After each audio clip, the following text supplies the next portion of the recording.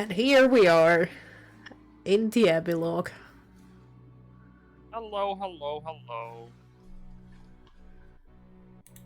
Hello everyone, my name is Zinraski, otherwise known as Spyro, and I am I was the Game Master for the Ruinous Paths Glorybound campaign. It's done and over. And now we find ourselves in the aftermath of everything.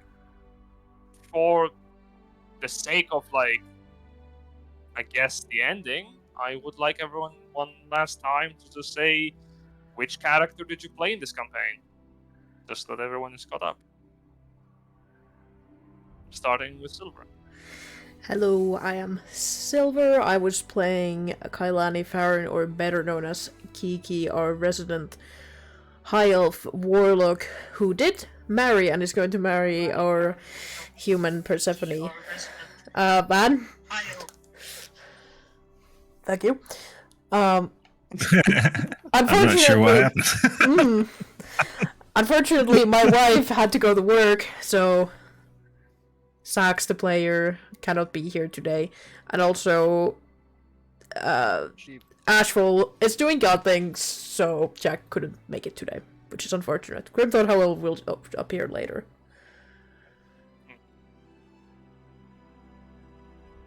And That's me. Indeed, then we move down to Jason. Hi, I'm Jason. Known around the internets as various versions of Graphical Ronin. I was playing Van Isla, human fighter. He just likes to hit some things. He's just happy. Not a happy. He was a miserable boy, but he was a simple himbo boy. And we'll see where he's ended up today. That's it. Very well. Aqua. Good morning. Is it morning or night? Afternoon. It's the afternoon. Depends on which one of us you're talking to. Yeah. Yeah, actually. Good afternoon, then. I'm Aqua, and I play as this is last time I'm playing as Arte, the High Elf champion assassin fighter with a gun and with extremely high depth to the enemy. It also likes to build stuff and try crazy ideas like drop kicking an undead into fire. And That's it. Novi. Hi, I'm Novikian. I played Shao Kahn Koda. I also played Dimitri von Derringer. One is a shifter druid, turns into a dragon. Fun, obsession with bones. Made that secret always be buried with me. And a human wizard, Order of Scribes, who got to do wizard things and poo wizard things. Finger guns. I was primarily interested in the Anchor of Destiny more than the random person we played during a couple sessions, but yes. I did both of those guys. Just Yes, saying that out there. Yes, indeed. So, if introductions are in order, then we're going to go down a general understanding of what has transpired upon the world before we enter what your characters do. And for that to occur, one must understand what happened immediately after you left the City of Monsters, the tournament. Ashmole, upon sitting on the throne, quickly began to take control over everything that was going on in the tournament. The first thing that happened, and visible to all who would come upon the grounds, would be an arcane barrier that would engulf the entire city. None of the creatures from within escaped, although Most would not dare enter, none who did would come out. Rumors spread that the tournament was no more, and in its place, a citadel of death was all that remained, full of loot to be gathered by those who were willing to try out their luck and gamble their lives. Within, Ashfall would not be reached by anyone. At least, not anyone who wasn't stubborn enough to try. A few things occurred afterwards upon the world itself.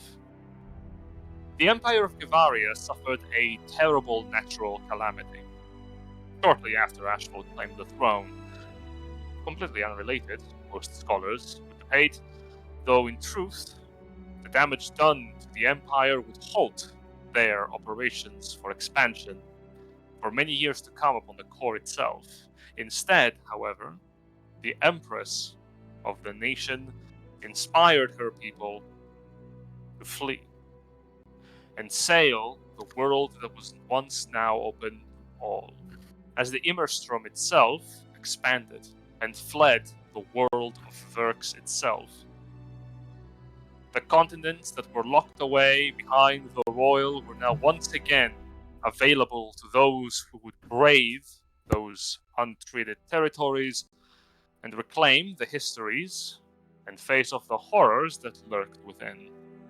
That which had survived the years in the void was not kind, but the resources and opportunities presented therein inspired many, and the Empire of Gavaria were the first to take the bold step forward and explore this unexplored landmass before them. In due course, the United Crowns Alliance fell upon an ordered question on how the Crowns would act upon the knowledge that new worlds were available. The monarchs of the Alliance decided that by putting faith in the divine, they would receive a vision that the world must be guided by the hands of rightful rulers elected by pious folk of faith. And so, to spread this message, the Alliance also embarked upon a journey to reclaim their own ancestral lands and those beyond, in an attempt to beat the Empire in the race for reclamation of the world. Magiana itself would also lay its hand, an empire of magic. Instead of traversing the world by mortal means, they would teleport across the ancient gateways of magic that still remained, attempting to research and understand what had happened in the years where the Immerstrom no longer protected the world from the void. And so scholars, inquisitors, and curious folk alike embarked on their own journeys, trying to make sense of so many years lost. With the world in uproar, however, in desire for exploration, guilds and factions alike rose to meet the demand presented therein by adventurous folk who wanted not but to profit, to gain, learn, explore, and live. Absorb everything they could and make a tale out of their own adventures. But they are not the focus of our session today. We will begin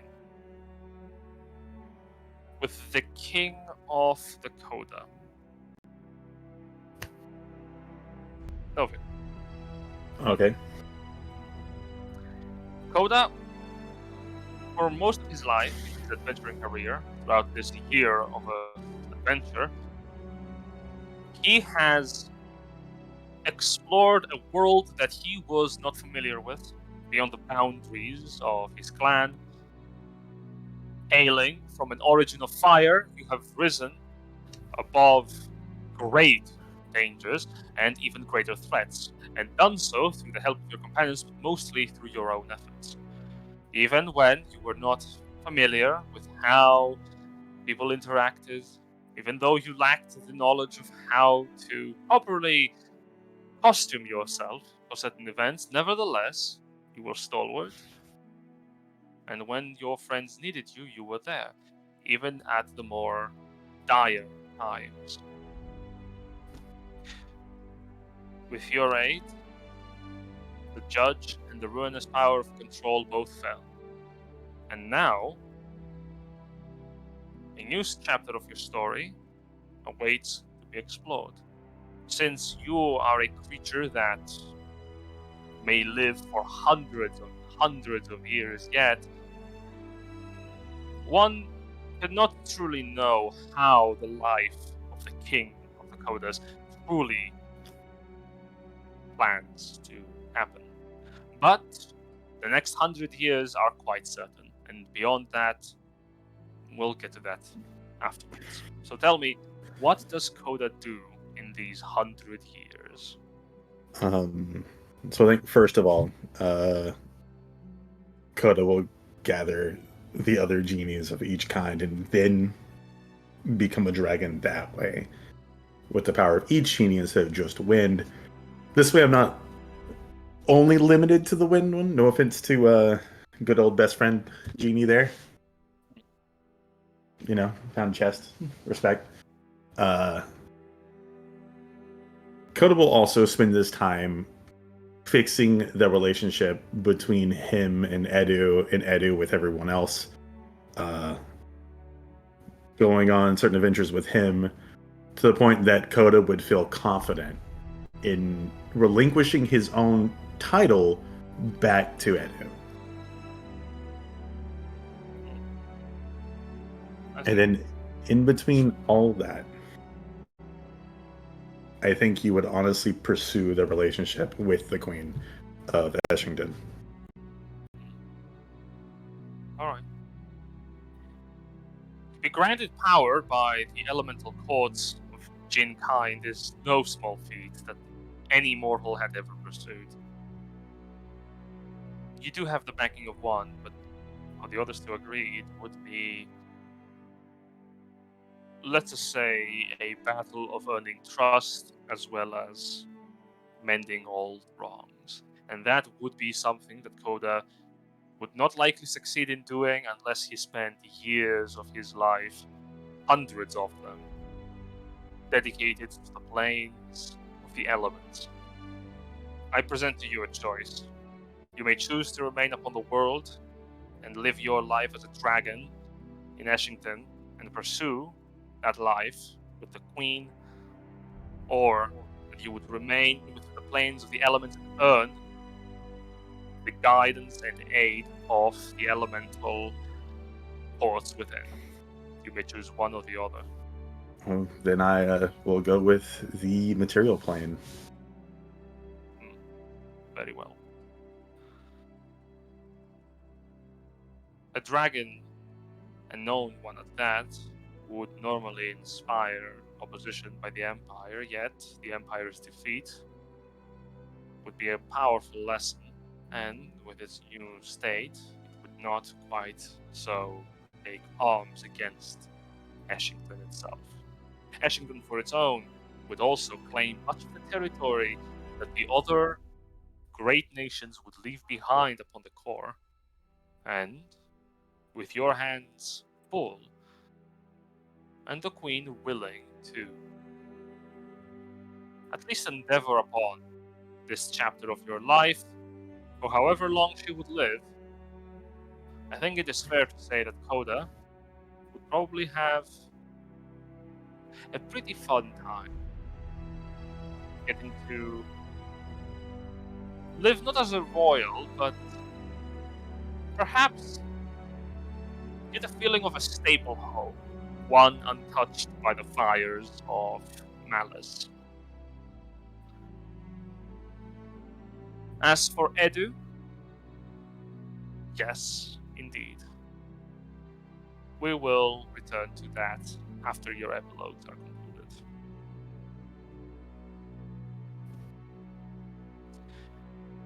Now, with the short term figured out, I would like to ask, what does Koda plan to do on the long term, in the years that come beyond the century? Oh, well, for one thing, he's always going to be looking after his family, regardless of like how many generations it goes on. Not only that, he is always going to wait patiently for that call, because he knows it's going to happen. He doesn't know when, he knows it's going to happen. And at that point, he will most likely always side with the humans for the most part, and he will also train them up to become dragons as such. He will form the circle of dragons around him. While maintaining this, he will maintain allied relations between certain other dragons that would view that in a similar way or would be open to the idea of it. Because Koda knows from experience, it does take 6 idiots to get lucky to kill you.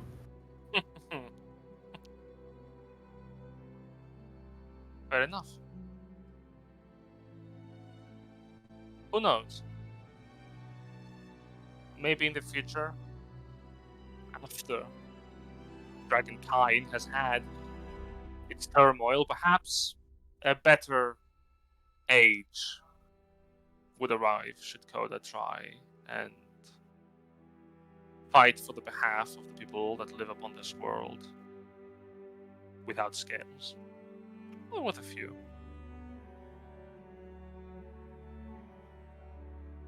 Jason. Yes. Van Ayla was a man who was not with the party of the Glorious Goats since their founding, in that old tavern within the heart of Yurnia. No, Van lived most of his life up to the point where his adventuring call came to work with Varric within a mercenary band. You had successfully joined a greater purpose even after the turmoil that had occurred to you during those earlier years. You had lost much, but even then your heart was able to accept the possibility of a new beginning. And oh, what a beginning it was. You found good and stalwart friends, and through a daring act of perhaps love, perhaps at the time naive desire, you ended up charming the heart of one Belisaria. Yeah, talk Your about first- lucky idiots. You have traversed harsh sands, dangerous forests, and the field of war itself multiple times, the last of which was the playground for a pair of gods to face off one another. And throughout all that, never have you faltered, never have you yielded, and for the most part, you didn't fall. Maybe once or twice, but who can blame you?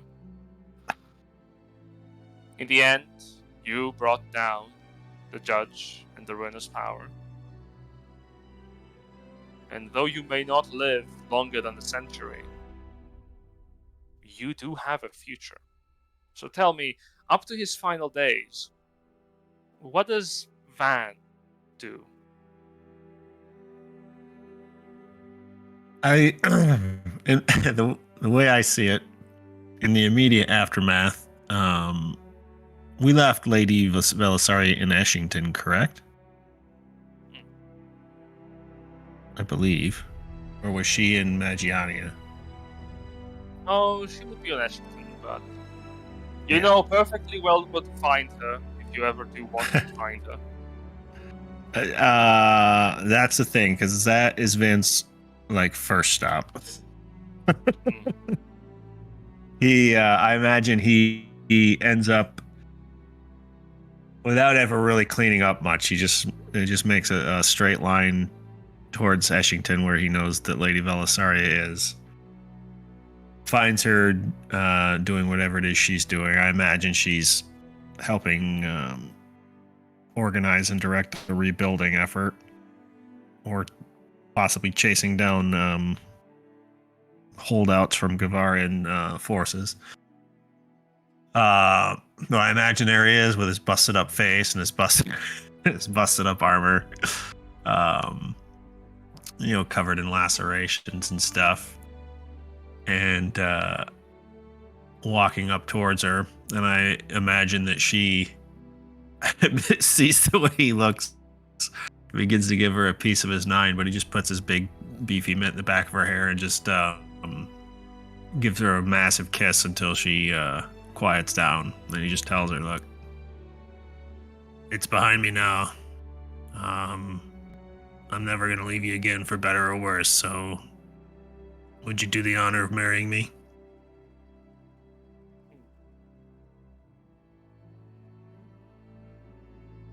The wedding probably was not as expensive as Lady B would Jin, want, we had a but genie. to be fair, it was The genie's grand. best. I imagine that I think Van and Belisaria would be the first two mortals to have ever been wed, floating through the clouds, who were not indentured to a genie. Yes.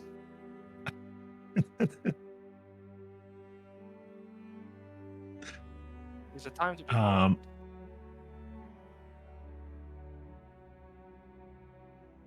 and Also, I believe we were promised, or at least Van was promised, some land in Eshington.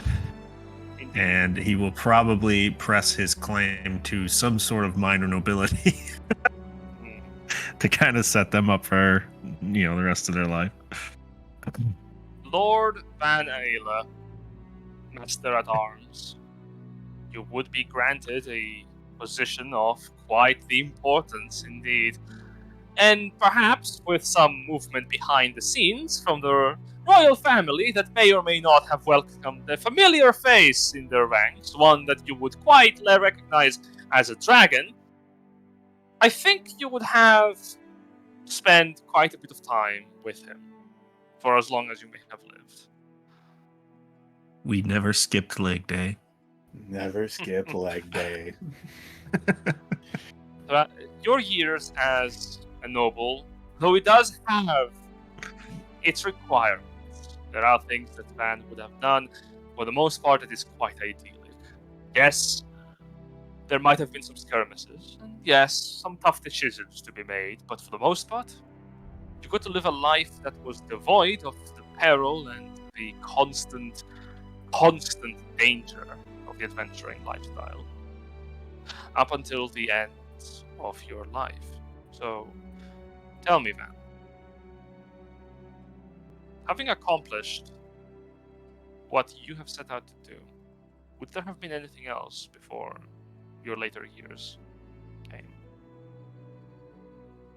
I imagine just raising kids. He would strive to be fair to the people that would fall under his purview. Mostly once a year, he would hopefully get the whole Glorious Goats crew, and we would throw a birthday party for Varric, and each year record him a little message for the next time he wakes up. Make sure he gets it. Knowing Lucas, he probably is designing a magical item for when he returns with a lot of recording from us. Yeah. And aside from that, he would just in the center of his keep, he would just build a little monument to all the friends he lost along the way. He will not convert to Koreism though, because she really disappointed him. Fair enough. Honestly. Become dragon. Take a level in druid. Or two. I think with an actual army of your own, kin, I think Van would have had many, many healthy children. As the Well, last my dad thing- had 14, so Oh you no. surpassed them. nice. God, poor Velisaria. I mean, She's I tough. don't know. She can take it. Yeah, hey, that's an army of grandkids. It's all plus. You know, a couple of triplets and quintuplets here and there. Never hurts Tuplets anyone, there right? and just like. If they're all Reality copies of TV Van and show. Velisaria, though, I'm scared for the world Yeah. and for the Oh, repercussions of so- that. Listen, We have Van so is the many backup plan for the royal family of Eshington. As long as they don't cause a civil war. Let's hope not. That'd be awful. Your rule as a noble was a questionable one. A good nobleman. One that primarily wanted his people to be safe and well.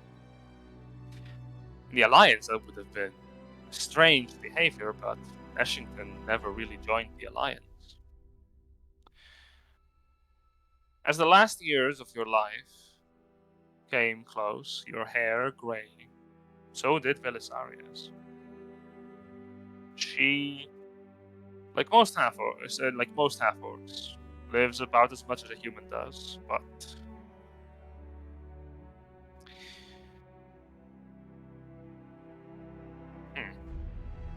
to bring so much life into the world, it takes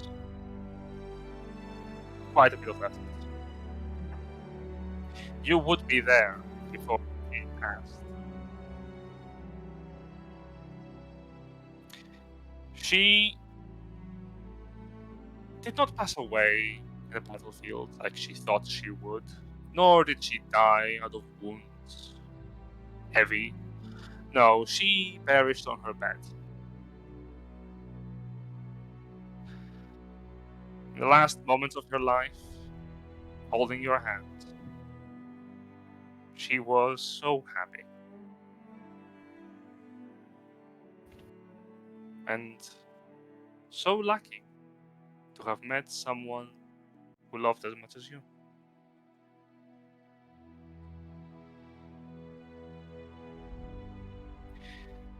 As Van also, no more than a couple of years afterward, would feel his bones not being able to support his own old body.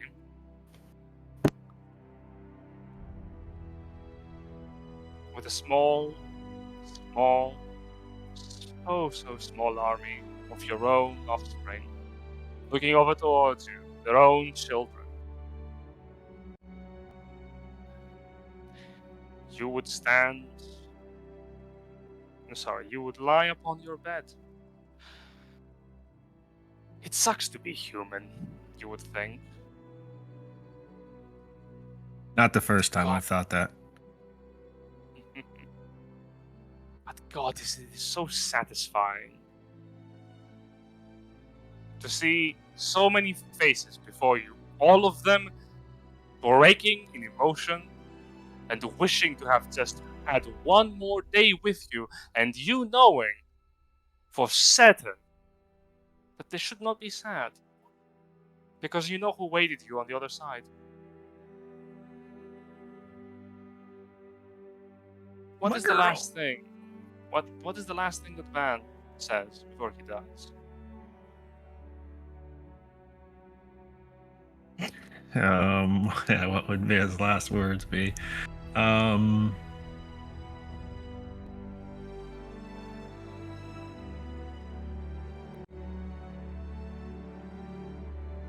He just kind of looks up, not at anyone, sort of in a distance past what the room would accommodate, and he just says, "I'm coming home." Very well.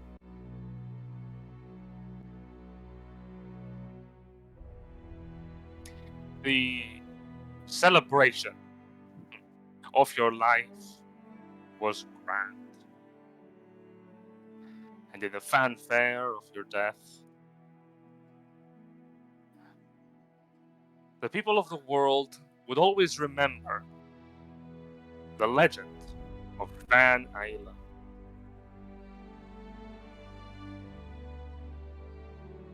And every year they would celebrate it.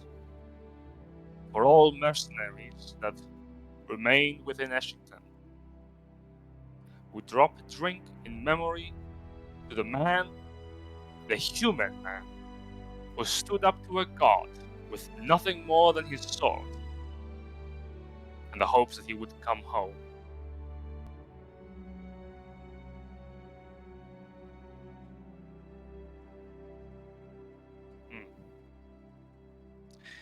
Aqua, are you here? Yes, I am. Lupus Mana Arde, a high elf born from adventurers, left a life of adventure, found your group within Yernia.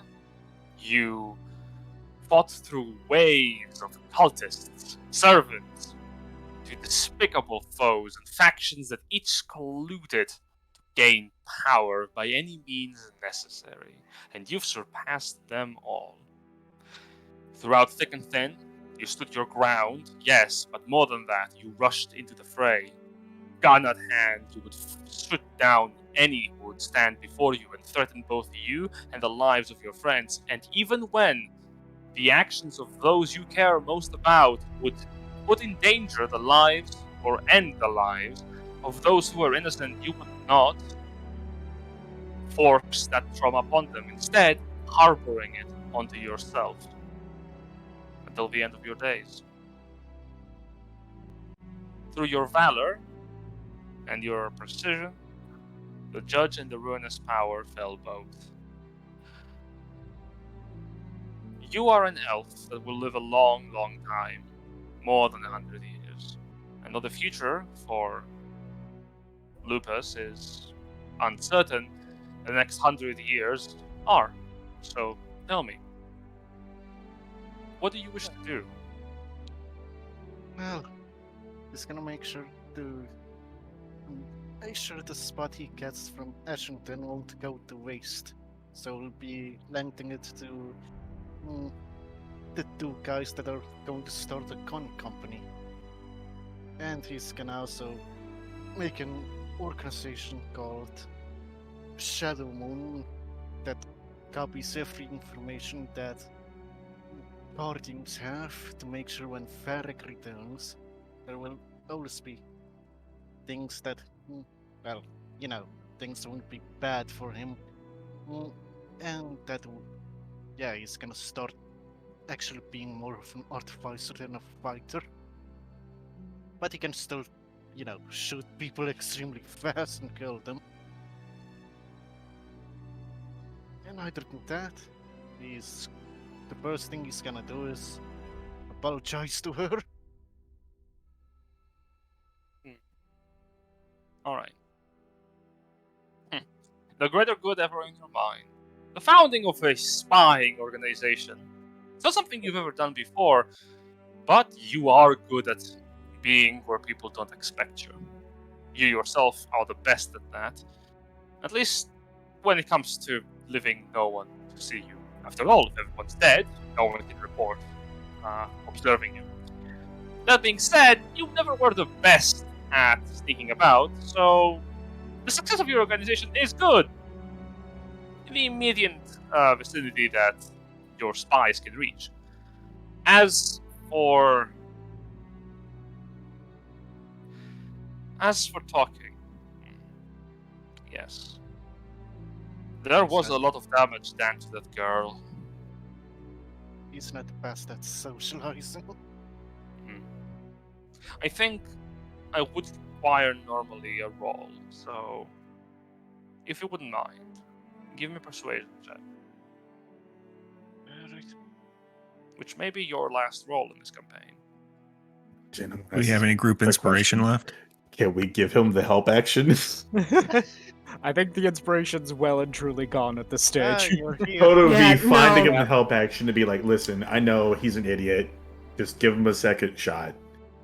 I promise it won't end up as bad as the last time. It Yeah, There's physically no way it can't. can. Yeah, one thing, Jen.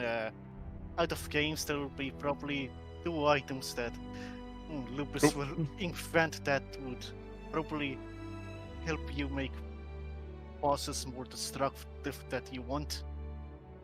You don't have to worry about that. Trust me. He's got that covered. Let's not buff the enemies now. All right. 80. It's pretty good. Your actions are what inadvertently dealt so much damage to her. Physical, mental. But she is willing to give you at least one more chance.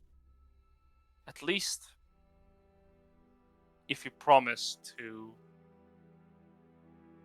not put her in a war zone again. Ever.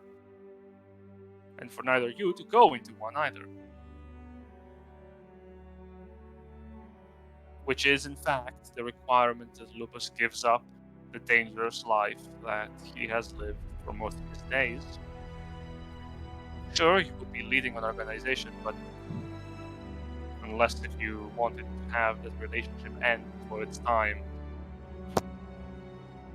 you would have to. Worker. Yeah, you would have to willingly sit back and take a more management position than an active role. There is one thing I do want to do to the Queen of Ashington. Give her my sword. But so you better be very careful about the words you choose. No, I'm gonna give. No, I'm literally my sword, the one I made out of adamantium. Ah, your rapier. Yeah, and I can tell her that the name that it translates to it means great harmony. Make sure you turn Ashington into a great harmonious place. Oh yeah, and here's also this. Gives her the gun. Ah, I see. Pair of very nice gifts. Very well. In the years that are to come, considering that you would live longer than most, do tell me, what does Lupus have in mind for those years after the century? Well, one thing he does want to do is that he wants to prove that he can pretty much make a lot of things that you imagine. Like if you dream of making something that pretty much, well, gives you transforming armors or things like that, or a black box that sounds plain for you. You know, things of that nature and things that makes life easier for other people too. Like boxes that keeps things cold. Tinkering. I Yeah. like that. It's just Very proving well. a point that you can even do the impossible.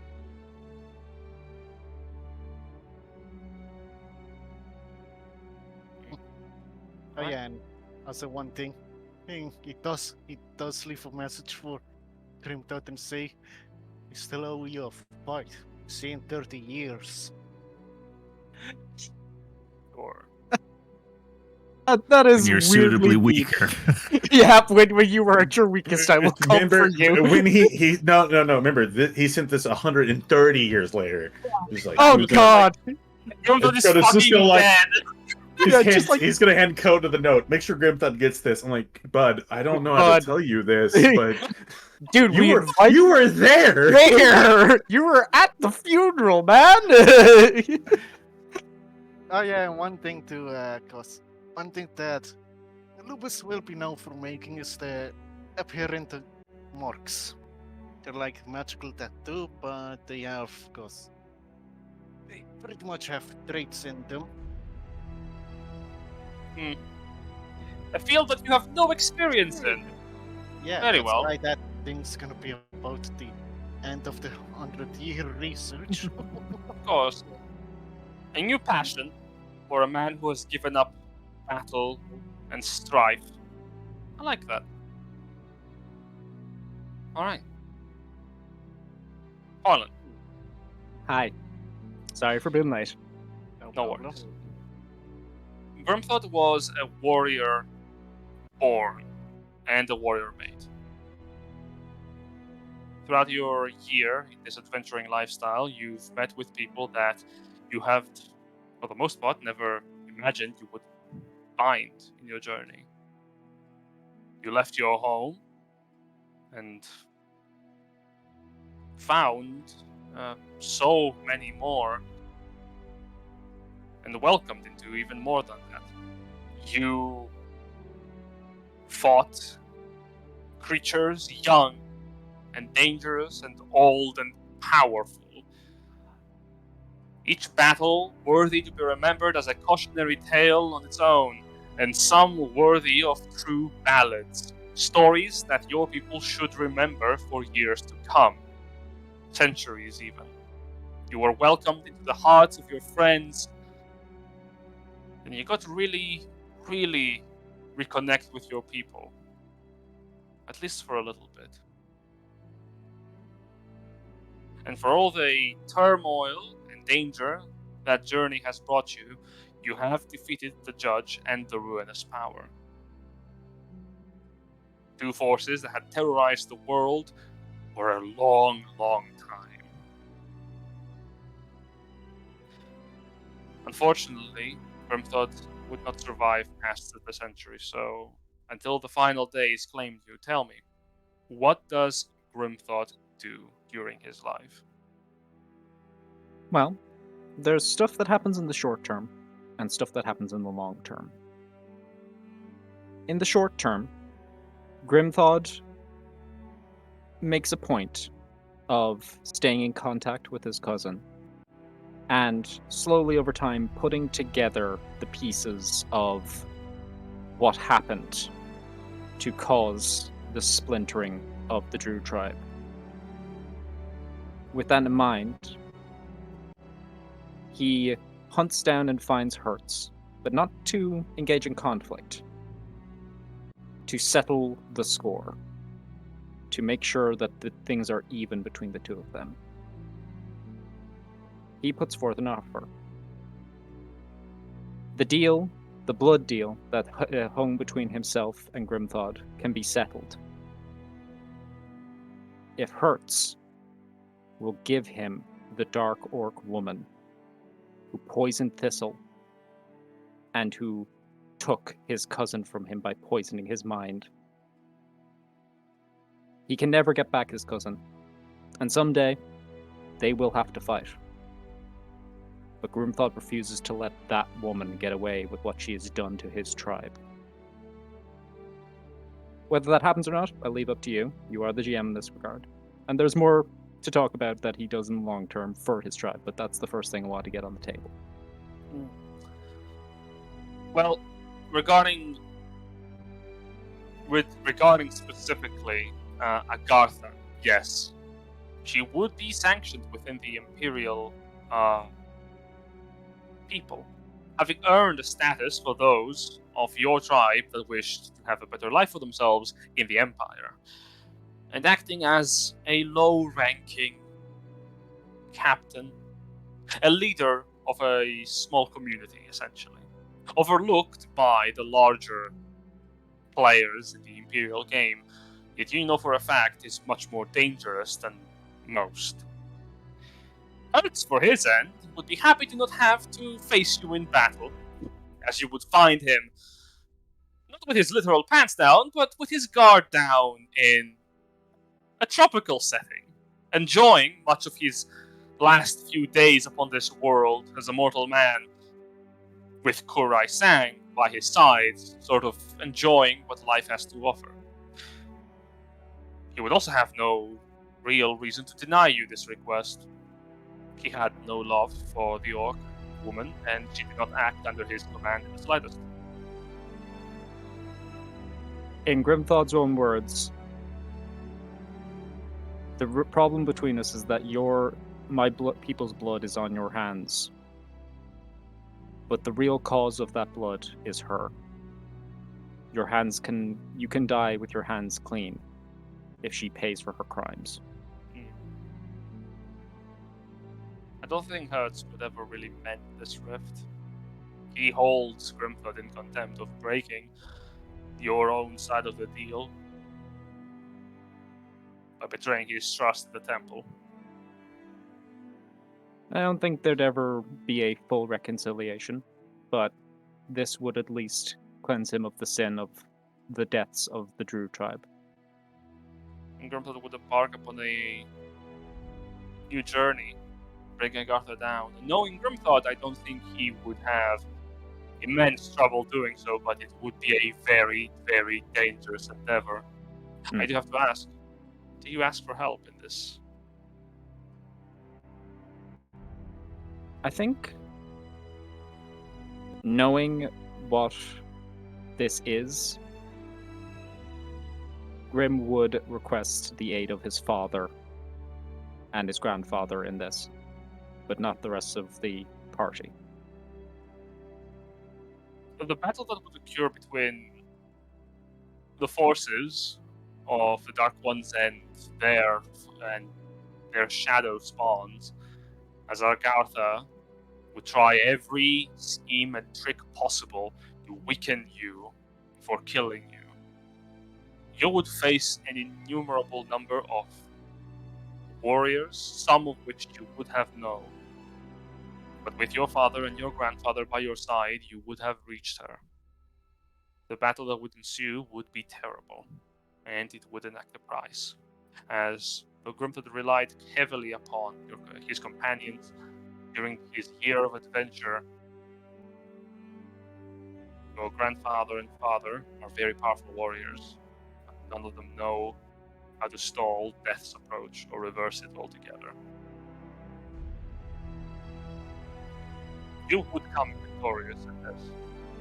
Your own wounds heavy and dark, and so would your father. But your grandfather would not be so fortunate. His old age already had weakened him, and the Battle of Washington had done him quite a bit in. This would be his final fight. And I As think, Agartha's, very good. And I think, while Grimthod has access to raise dead, he knows his grandfather wouldn't want to go out any other way than fighting.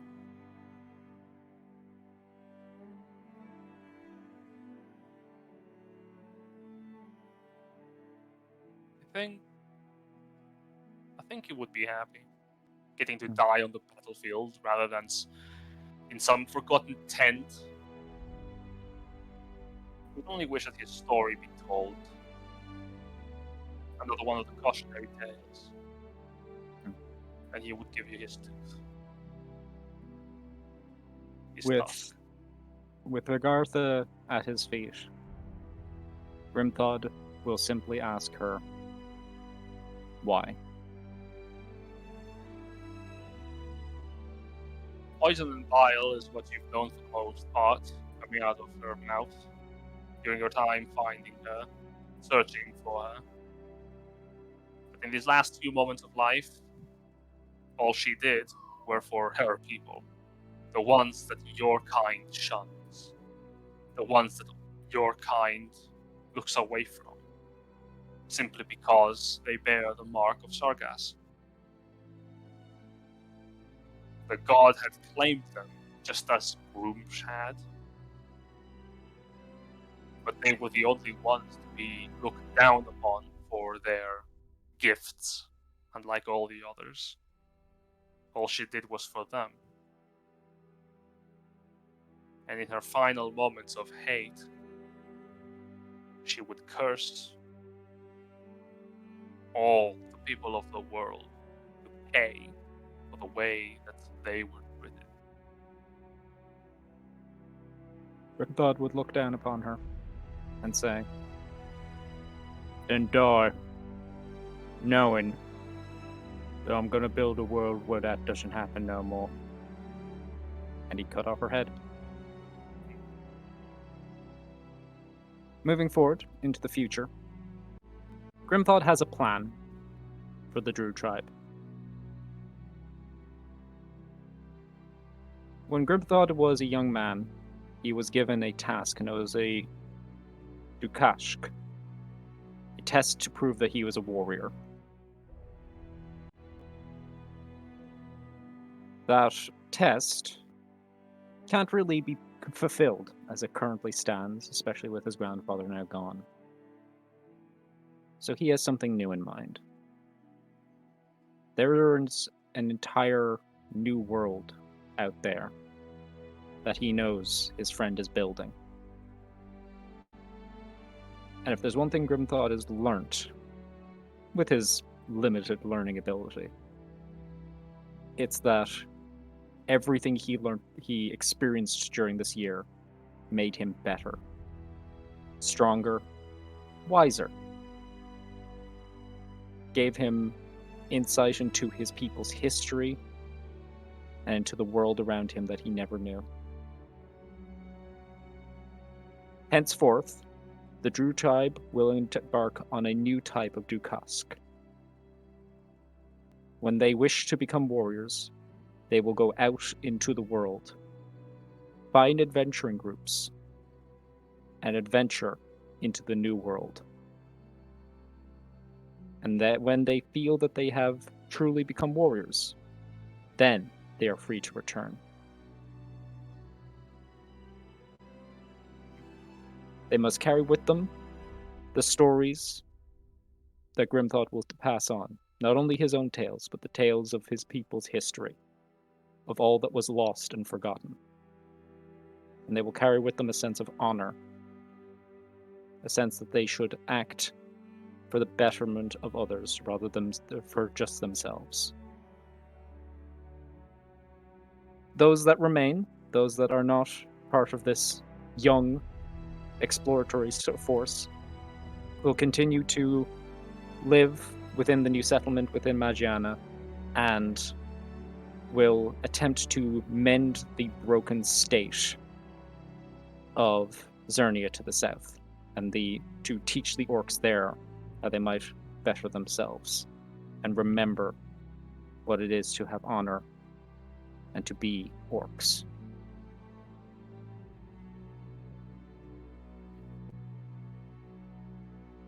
I think Grimthod would put a long part of his life into this endeavor to try to make his people essentially become more to the image that they tell themselves and each other during those cold nights around the fire. With many people living the core to explore the lands beyond, much of the world before around the core continent would be left a lot more sparse. So, at that, I think Grimthod would find many clans who would be willing to at least hear the warrior that have so claimed, bested a god had to say.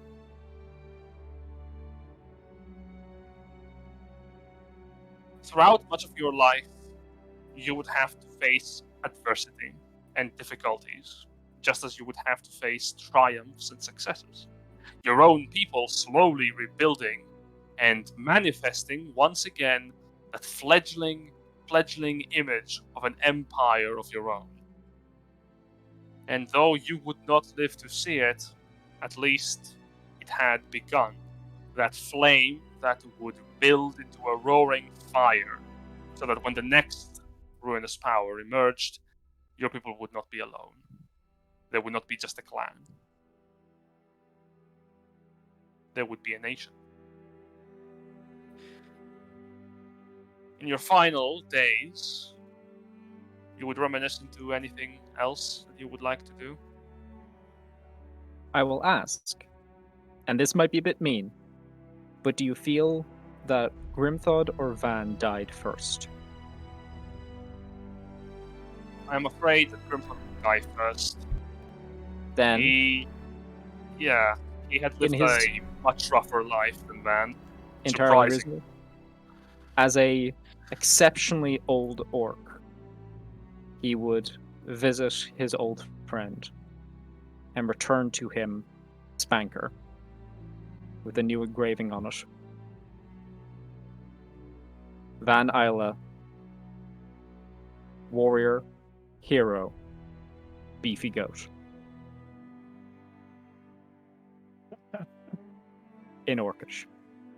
Why you want to make me cry? And he would, in his later years, make sure to visit each of his friends. He'd bring Kiki and Persephone a anniversary gift of the severed head of a displacer beast. You see, Lupus, I brought them a floating island. He would bring Lupus. He would go to Lupus and actually give him the adamantine halberd that he used in the final battles, with simply the words "flowery goat" in Orcish upon it. I can You- read Orcish now. Yeah. He would visit. So when you give them the head of the displacer beast, and Aqua says he got them a floating island, Van just shyly slides with his foot the fruit basket he brought underneath the table. Coda also like looking on, like, I also brought a fruit basket. That's what I was told to bring. Don't go too above, far beyond. No. He would visit Coda, and he in his grove. I'm going to presume, because fucking druid, of course. And- Mountainscape. Landscape, cool. God, Yeah, climb. he's an old orc, man. Come on, that's so many steps. Oh my god. It's just at the bottom it says never skip leg day. You're like, shit. I've been doing leg day for years. See, Grimthod with a cane made by Lupus. Never skip leg day carved on it. But he would visit Coda, and he would bring him one of his grandfather's femurs. Oh, you shouldn't have. Mm-hmm. Oh my And god. Grimthod will simply say, "I think he'd want you to have it." You see him with the necklace. I never fucking said that. And with that, Grimthod would return to his tribe. He would Who present. Oh, sorry, go ahead. who would probably not be so much a tribe as an actual nation now, I would imagine. With that, he would return, knowing that his time is drawing close. I presume at some point he found himself a lovely orc woman who was willing to put up with him. We can assume that at some point, I'm sure. Because I'm if nothing sure. else, Grimthod knew that it was his job to make sure the tribe continued in more than ways than one. And he would ask that, obviously, the teeth be passed on to the next child. Or if anyone of his children or any of his tribe are able to best him, he would happily hand it off to them. But presume they can't. And they might be able to, but presume they can't. Grimthal requests that the teeth and the sword of Aldonus be used as his grave standard. And that any who return from their journey, from their Dukask, and feel that they are worthy, may attempt to test themselves against the spirits of their ancestors to claim what they feel is theirs. You know, you're giving me a lot of work, Grimthod. Oh god, yeah. You see him literally I feel He's like got friends in man high with all of his places, children Don't worry. Listen, if when I could That's okay. when I was gonna say, like, when Van's kids get old enough to claim adulthood, he would like send them to the Drew to live there for like 2 or 3 summers to to Oh, learn their absolutely. ways. I will say Then this. tell me if Kogo you think you're a probably fucking check up adult. on everyone's like offspring at that point, being like, "Are you getting fed? Yeah. Do you need anything?" Oh, If there's one thing I learned, Flower, The first Van child that you would welcome would be named Varric. Oh, absolutely, yeah. Yeah, And definitely. he's still just getting cold V. Y'all are making me cry. Yeah. Holy shit. If Oh, there's don't one worry. thing, My kids are gonna know their grandparents. The Grim Thought wants to talk. yeah, if there's one thing I've learned over this life, Flower Goat, is if I could do it, anyone could. Yeah, that's my motto now too. Yeah. Sorry And about y'all- what my daughter did to your barn. We could just build a network, it's fine. Also, As y'all just the- got to hear old Grimthod. Enjoy. Mm. As the last years of your life did creep up on you, and though your strength was not the same that it once was, you do leave a few children behind. 3 in total. They would grow up to be a pain upon your ass, each of them dumber than the last, and each of them having exactly as much heart, if not more, than you. Jen, you're rhyming like it's Christmas. Thank you. Grimthod, I old think they're smarter than you. Old man Grimthod. Oh god, was this what I was like? It is endearing to know that you leave a mark upon this world in more than just your lineage, however. As you would see beyond your home, your people gathered up, the clans that you would have aided becoming a proper nation. And though you could not be there to build it, at least you would have people that could. People with as good intentions as yours. Your own children, they are, perhaps fortunately or unfortunately so, depending on how you view it, quite the spitting image of their father.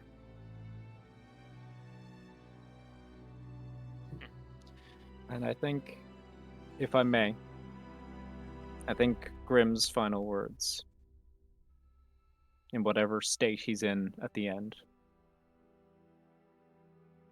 he looks out upon the burgeoning world that he has helped to build, closes his eyes, and simply says, "Are you still there? That voice that was with us, the anchors. Maybe you're gone. I ain't felt you in a long, long time, but to you, to all of you, thank you."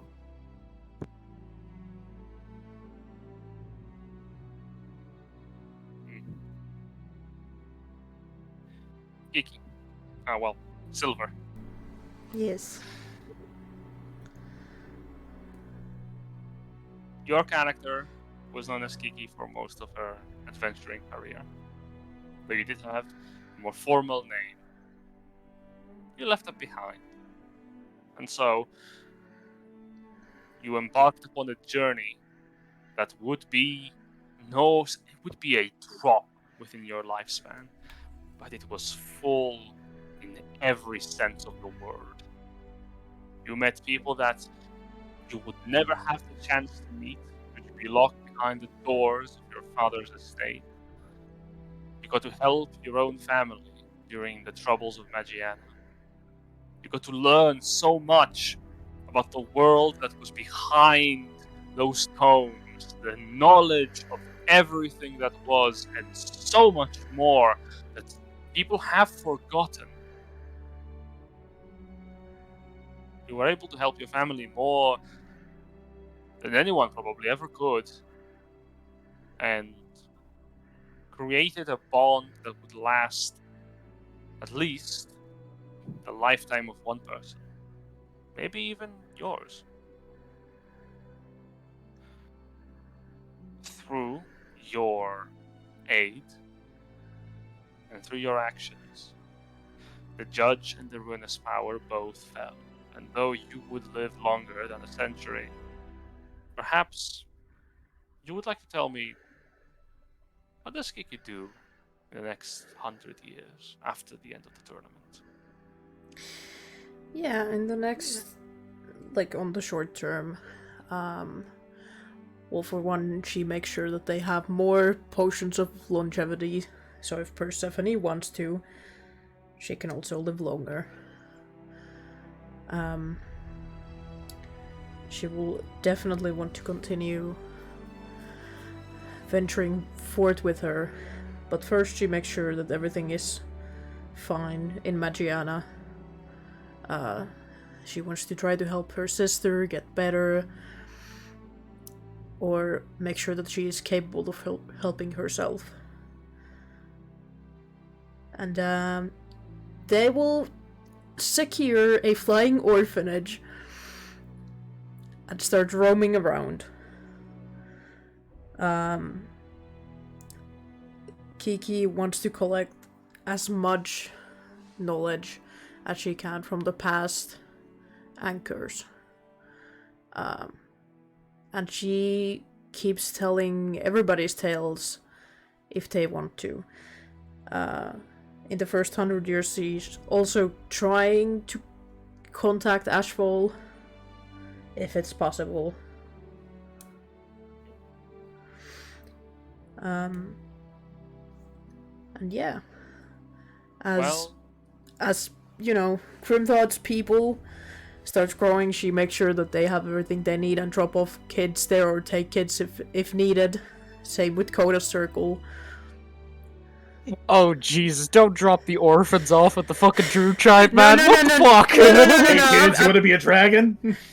Yeah, just like, you know, Awesome. some kids will just live out their life and not get adopted, because the whole point is that they, you know, they're trying to get them adopted.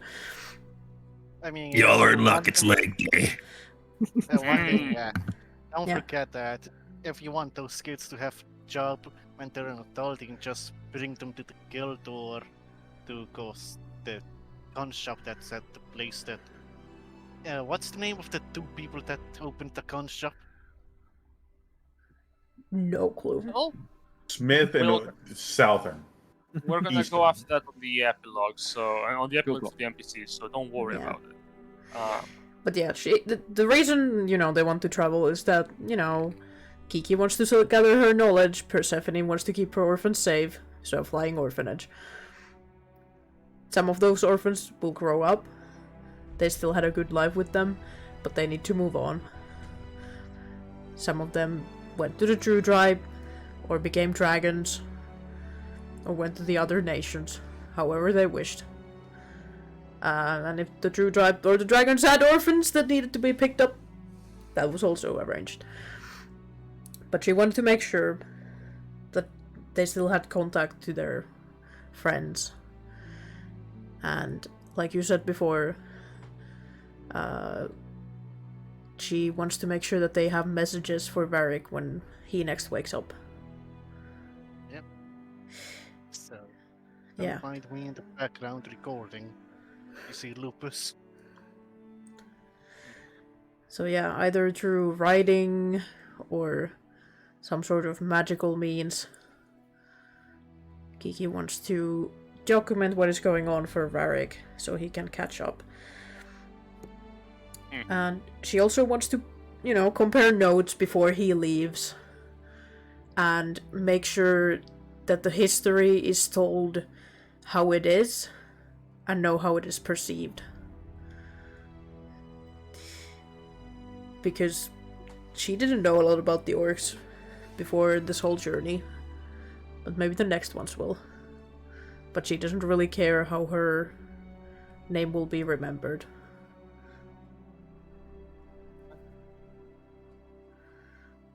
And that's how she spends.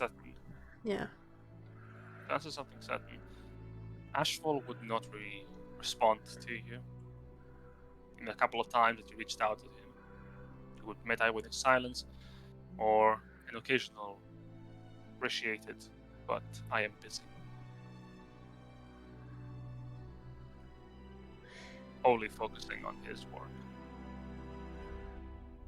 She will then make sure that people know what sacrifice he had to make. And that it wasn't all for nothing.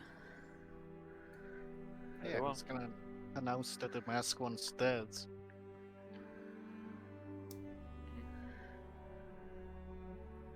That's how her first 100 years or so go.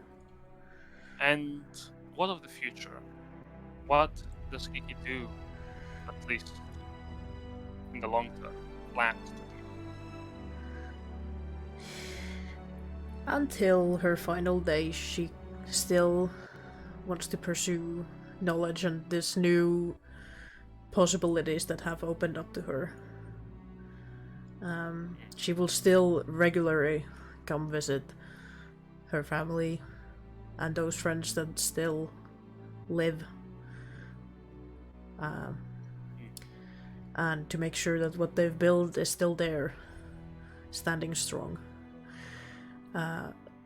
She would have also collected any memories that any of you wanted to share, and make sure that there are a couple of kids that she made sure will tell the story after she has gone on.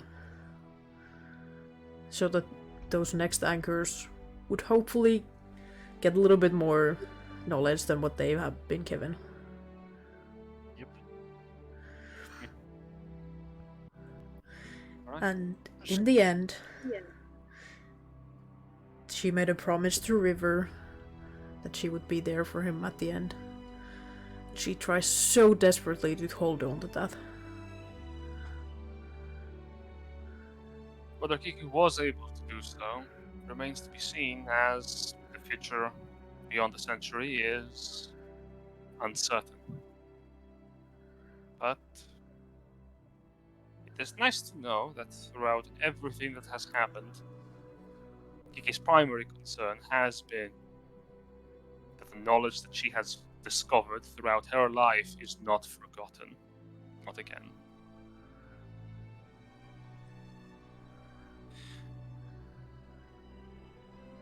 Now, there is one more thing I must say, and it impacts a character as well as many of your characters. A choice that would not be obvious, and I did not wish to disclose it until everyone has had their say. It is an information bit regarding the Stream of Souls. With the tournament being done, Ashfall had made a very specific decree. As a believer of nature's cycle, he wished for the gods or for any other outer entity to not have access to the souls of the people of Verx. And so, all who die in the world are to join the same stream, but to not leave the world and return to it. Those born on Verx will be the same as those who die upon it. A cycle of natural life as ever could be. And though those who might have known on this would decree this and affront the divine, others would decree this a return to the roots of creation. Alas, this means that the afterlife is, well, not a thing for many of you. Those who die will return to the world to resume new lives and make their own futures anew, as new people must. So, Reincarnation. Yeah. Is this information made available to us? No, it will not be. Okay. That is why I wish to leave it at the end. With one exception. Persephone, who, in her attempt to deal with the amount of trauma and the rift between her and Persephone, would be the only person to become aware of this, who unfortunately is not here. But in accordance to her wishes, yes, Persephone the goddess and Persephone the player would, indeed, be granted this opportunity. And I think it would be oh so great to have the therapist in this situation be none other than either Dionysus or one of Persephone's own children, or even with Hades as a present guardian. I think there is a lot of discussion regarding promises being broken and unfulfilled, but in the end, Persephone, the goddess, accepts what Persephone, the mortal, desires, for there to be at least some goodwill between them. And Persephone, the goddess, all she ever desired was her mother to be safe. A fact that would never become true, as Ashful would never bring Demeter back. Alas, the only thing that the goddess can promise the mortal would be an out. If reincarnation upon the world would not be to her liking, there would be a spot upon her domain. But she would have to, in some aspect, pay for her insolence. To betray a god is, well, never a simple thing. And by her devotion to the goddess Persephone, the mortal, technically would have zero say on this, except that she reached out, and that had touched the goddess quite so. So she would have a choice. To either return to a world anew and live the life that would be dealt to her for as long as her soul could keep going, or for her and her wife to have a guaranteed place in Elysium, with a minor sentence to be paid for betraying a goddess in the final moments of her goal being fulfilled. A mere 100 years of isolation from the rest of Elysium. So kind of unfair. The decision that God's for you. Persephone would make, I believe, rests with her, but in the end, that is a thing that we will leave undisclosed until perhaps information comes to us.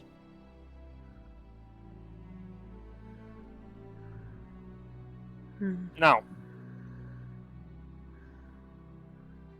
is there particularly anyone else in the world that you would like to know how they fared in their life? Anyone at all? Miriam. Yeah. Oswald. And Yeah, Albert. Miriam, Edu, and the other three. And Yeah, and- one thing. Do you think that we can do as part is restore Borealis? Yeah, we'll see if we'll add that one to the list. Can we sort of Yeah. Borealis?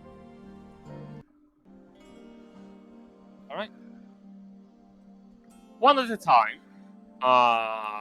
Let's go eeny, meeny, miny, mo.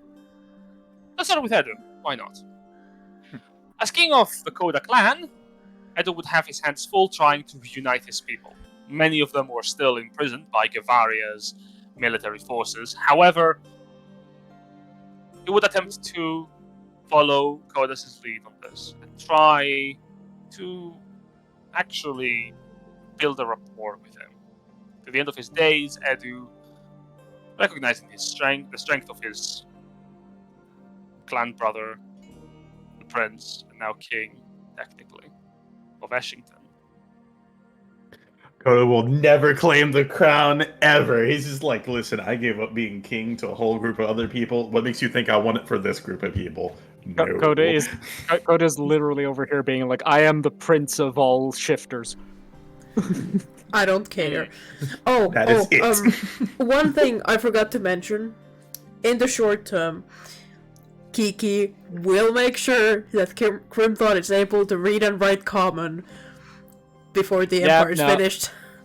Before he dies, she's still giving him lessons. Amazing. Also, I think hilariously with the whole reincarnation thing, Kiki, you have to put up with some new dumb orc turning up to you every couple of 30 years or so, just going like, "Hi." Yeah. Yeah, no, she will probably be able to tell, like, oh my god, this is Grimthorn number 3. Alright, buddy, we will start young this time. I just want to throw in that we all stopped playing poker with Grimthod because he was actually a prodigy at it. Yes. Coda never started. He's just like, listen, apparently I have too much to lose. One I of cannot the bet cards. one of the Grimthod carnations owns a casino. Somewhere. I don't know where, but somewhere in the world. Oh, Hey! half orc casino owner is such a fucking aesthetic. I love it. Wait, Anyway, welcome on to to New Drew. NPCs. Indeed. Blue would be heavily impacted by Malar's influence, but after being saved by Coda and spared, specifically, he would quickly return to his old roots, a more jovial folk.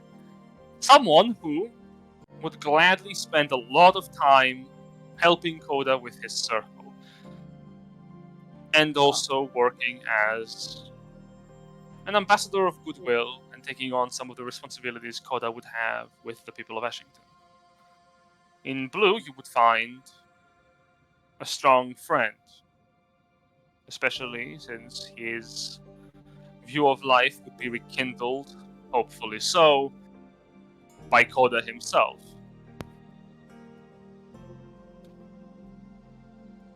Yeah, Edu would still be a little bit of a bitch about it, but Hey, nothing, some things don't ever change. You see, every time that He's still welcome to the cookouts, though. Mm. I swear, he's okay. He won't bite most of the times. You see, every time that Lupus show up, Edu just goes in the background. Just like mines his leg.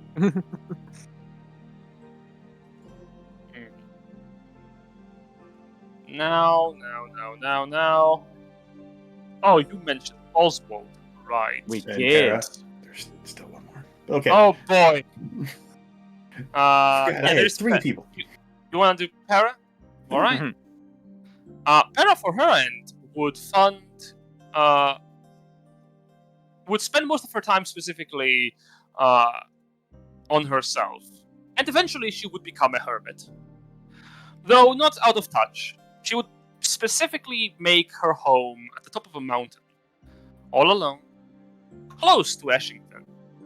Is Or it the Coda, same at least. mountain? It's another one, smaller peak, but one that had a more divine connection, for she would attempt to commune with Torm and Helm, the gods that she had tried time and time again to devote herself through martial arts. For she believed that something would be coming, and in her attempts to learn more about the divine through her own spiritual journey, she would attempt to emulate it in some aspects. Yet she would accept and answer Codus' call every couple of months or so, when a gathering or a good meal would be had, and definitely tease Edu for being a little shit. That's the only time they bring gun to remind Edu.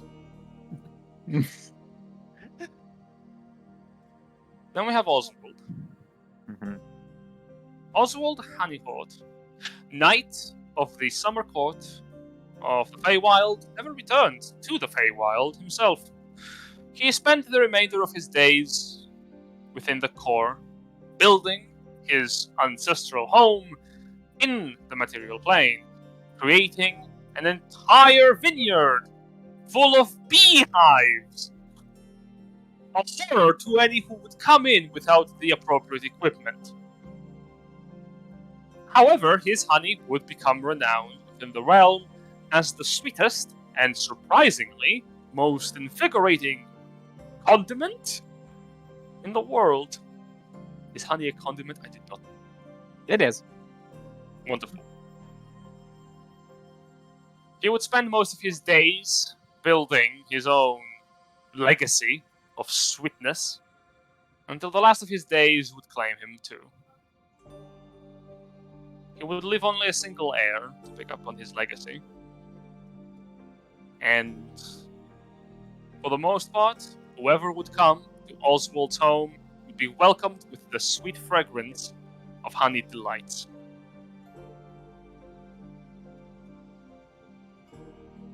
Is there anyone else who would like to know? He makes a mean honeyed mead in the back. Just saying. So I'm going to make everyone. We need to go in the back. I'm going to make everyone sad again. Durok. Oh. Why would you do that? Grimford's cousin. Yes. Though he would be working with Agatha to safekeep his people, he would not be faced by Grimthod again. As Grimthod went after the Fang of Sargas, he would take a group of his followers and disappear from the world entirely. Ashamed to see his brother again, and horrified to learn of his butchering of his people in his eyes, he would take whoever he could and flee to another continent entirely. There, his clan would grow slowly over the years, trying to build a new life in a new world, a new start for a people that were looked down upon by everyone. Until the end of his days, he would have to fight all manner of new danger, try and solidify his place in the world. Whether he succeeded or not is something to be explored in the years to come.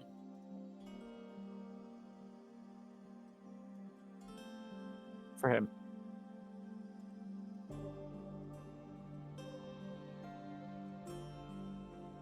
Is there anyone else you would like to know about? Miriam and Varric. Dodo. The ghost, the guy that likes to make explosive. Oh, Tora! Yeah. Oh, and also Albert and the guy that we rescued from the tournament. I can't remember his name. Oh yes, Trying to Albert hand and... off his ring, like, hey, if I don't make it, like, you're making it. But if I don't say that. That means we're gonna fail. You're gonna make it.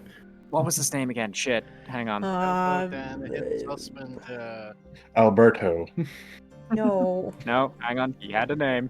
Hold on. We will find it. We will find it. Where is it? Class of Legends. NPC 2275. Oh, you know what happens to There's Uno tournament. while we wait? Oh yeah, what does happen to Uno? Yeah. What the fuck is Uno? Jess wonders what happens to Joel. That's true, Joel. yeah, yeah. God, I hear what happened to Joel. But yeah, He's dead. Uno was the son of a bitch. Oh, Goldberg. That's his name. Goldberg. Yes, that's Right? it. But yeah, Right. Yeah. let's go order of Goldberg and Albert, obviously. Then Uno was the one Warforged clerical officer that we met and gave a nickname to. And Guy. Okay. yeah, and of course Joel. Right, so Goldberg would find Albert as the tournament collapsed, having managed to escape before it was closed off. Albert and Goldberg would create a small, a short, albeit massive infrastructure. A weaponized artillery gun shop for any who would wish to come and claim the prizes within with coin, because that's how merchantry works. Essentially becoming arms dealers. don't forget that Lubus offered him the spot in his, in his part of land that he got. They would politely but quite enthusiastically refuse, as Albert, in his final few years of life, would become extremely crazy and desire to shut down the monarchy of the Alliance, with Golbert being the only person dissuading him from pursuing this action, as Albert was convinced that the monarchy was bad. He was not wrong. This is fair. Yeah, I mean, fair. They're like, no, he's got a point. Stop booing him. He's right.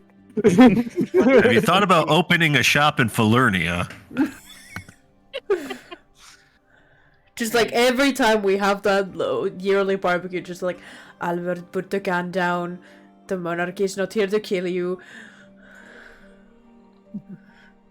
So the crown everywhere!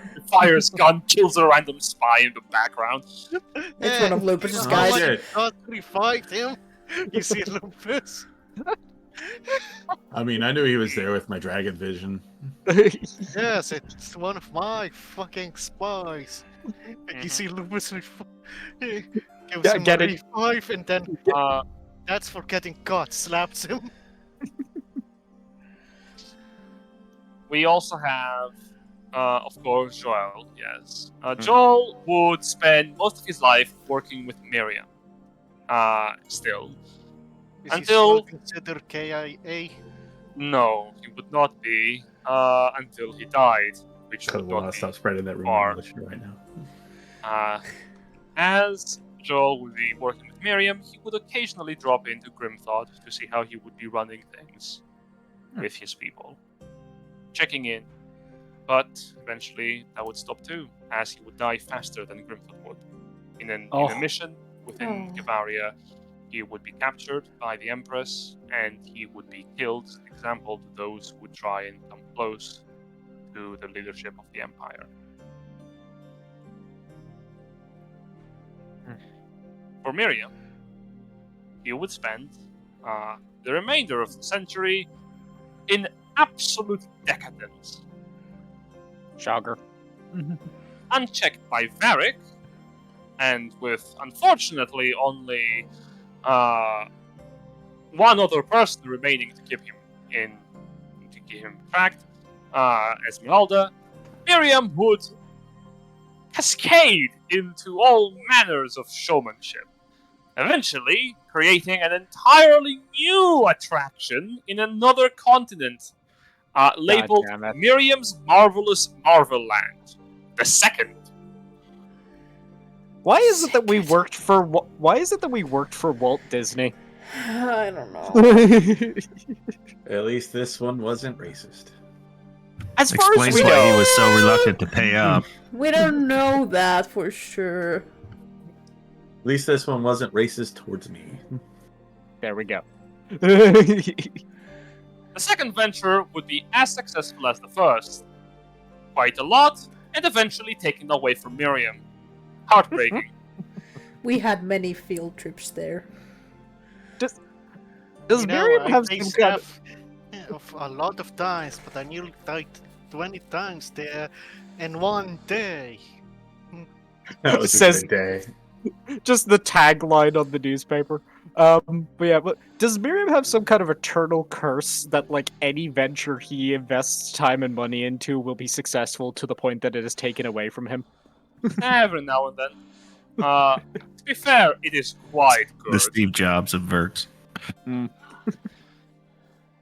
But for the most of the time, he would be glad to speak of his accolades and the enormous success in his endeavor to defeat the ruinous power of control, all on his own with the help of his faithful subordinates.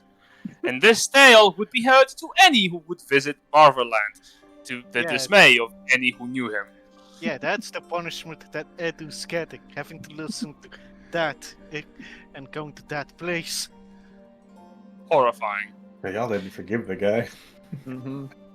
Esmeralda Pirietzi would be the only one remaining to truly run the Guardians of Verks. As an elf, she would do so for quite a long time, even further than 100 years, but without Miriam's financial support being constant, the Guardians of Verks would fall into a minor disarray. Oh, Their headquarters would be located... don't you worry about that, buddy. Could we I make get- a minor suggestion that here that Kodo. When Miriam leaves, Kodo will be like, yeah, I'll help out every once in a while. You're missing a dragon, it seems. And don't forget, Kiki and Lupus can help. Yeah, Kiki makes a great suggestion to her family that, hey, we should probably fund this. Yeah. They will get funding and training, don't worry. With the Immerstorm also gone, the headquarters were shoved somewhere in the world. Somewhere far from the core, and further still from most hubs of civilization, but magic teleportation is a very useful tool to get anywhere these days. And so, with the aid of the previous party, known as the Glorious Goats, those that remained at least, the Guardians of Verx would have still support, and would continue to function for however long they would still be an organization throughout the century. Young adventurers would flock in, try and gain, as well as help, genuinely, but that is a tale to be explored in the years to come. As for Varric Baravan, he would stay for a couple more weeks after the tournament's conclusion. For a little time, he would genuinely feel like he was trying to get to really appreciate what time he has with you, but eventually he would come clean. In those early years, while you were all still alive and together, he would inform you that he would go to sleep. Until the time that a new anchor of destiny would come upon the world, or more. With the ruinous powers finished, he did not know what would happen, and he would have to be there to help them out however he could. But he could not stay. And so, he did. Returning to his private sanctum, he would rest for another century, until he would be needed again. Whether or not he woke up in time is another matter, but for now, he rests peacefully, sequestered away from the world.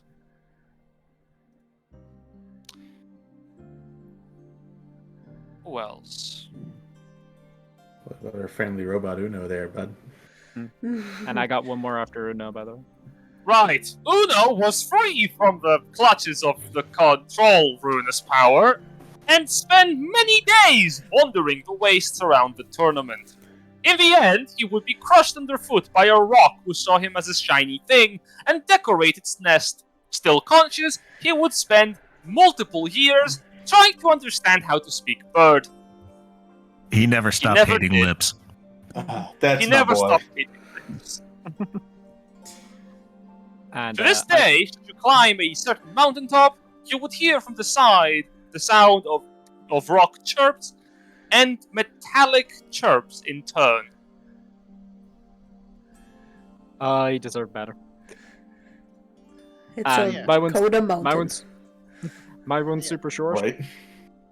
but oh yeah, Borealis, and my one's super short, so we can fit it in right before Borealis. But Mr. Oinky, Oh, Mr. Owen lived a very short time, as most animals do, but He was happy. oh, he was the happiest piggy. That's all that matters. Did my sister Uh, make him happy? Oh, she did. And in turn, Mr. Oinky made your entire family happier, exception being your father. yes, Fuck yeah! that's For all my the- boy. One For all day, the years, that's an unspoken rule to the codes. We will not talk about Cory's betrayal in front of Kiki's dad. Oh yeah, no, that's secret. That's a secret. Mr. Oinky would spend most of his life fat, happy, and making other people happy. And in the end, how did Grimthod deal with the death of the boar? Grimthod did what he always promised he would do to Mr. Oinky. He ate him at a barbecue with everyone else. Truly fucking wholesome. Grimthod always promised, I will eat you when you are ready. Just what? That's what he Yes. says. If there's anyone who hasn't seen, we won Mr. Oinky like right in the beginning of the campaign and just didn't eat him until now. Yep. Oh, yeah, one other thing. If you put Lupus's last name into YouTube, you'll find the song. Nah. Yep, there's a song for that. But I guess the last one is Borealis. What happens? Well, I got one more Borealis. after that, but yeah. Of course. Borealis was adrift. No longer an actor of destiny, and no longer under the control of Kotas. His personality was similar to the previous Borealis, but he could never really grow beyond that. At least he tried, and developed an entire new persona in the end, and getting to live his life as a different person.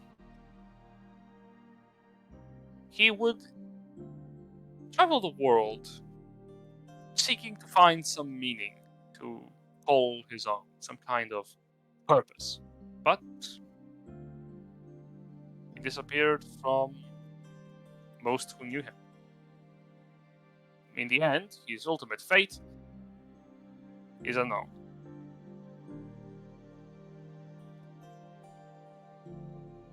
Alright. Silver, you had one? Yeah. Kayani, my sister. Kayani would eventually, after a few years, escape the terrible damage, or at least heal from terrible damage done to her by Durant. Her confidence would return, and she would be spending quite a lot of time with Mr. Oinky, becoming the adored head of the family, exception to the father. She would spend the century looking after her brother, ensuring that the orphanage goes well, and taking after the financial decisions done by her father normally. Her father would not approve of the time that she would spend with Kiki in secret, away from her more accomplished daughter in the field of the arcane, but Kayani would remain a very good friend to her sister, to the detestment, well, secret at least, of her father. And for the years that you would be friends, she would ensure that, well, you would get to reminisce every now and then about the good years, not only with your friends, but with River and the others. And also chart your own future together, helping you with your research and cataloging of historical information on the side.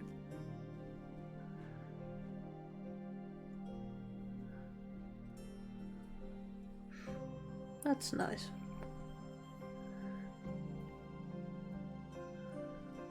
As for Kiki's father, he died. The end. Moving on. Yay! But wait, who killed him? No. Can it be one of us, please? The only Kiki's thing fa- Van ever asked Kiki for his birthday every year was to slap her father again. I don't know Kiki thought- if her.